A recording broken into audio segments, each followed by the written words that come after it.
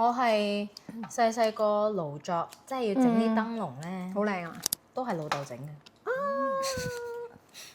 唔係我即係佢其實佢啲手作嘢都得好喎。好啊佢。係啊，男仔嚟講算即係佢識得車衫㗎，佢有車衣機㗎。佢係點解嘅？佢以前做過呢行咩？唔係啊，我唔知啊。因為我老豆係裁縫嚟㗎，我屋企真係有衣車㗎喎。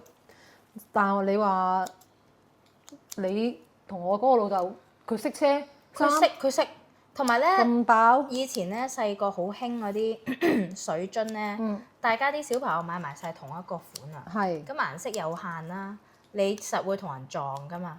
老豆幫我刻名嘅個水樽。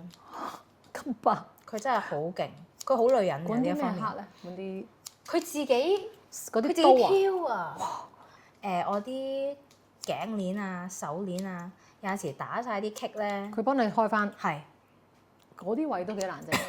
佢好女人啊，所以。係咯，呢一方面。估唔到啊真係。你知唔知我係好想，因為冇人嗱，佢都唔係細隻啊，即係佢都高高大大咁，手都大大隻隻咁。肥嘟嘟。應該冇人知佢係咁叻㗎喎呢一。所以咧，我同佢拍嘢嘅時候，好想 show 到呢一面出嚟。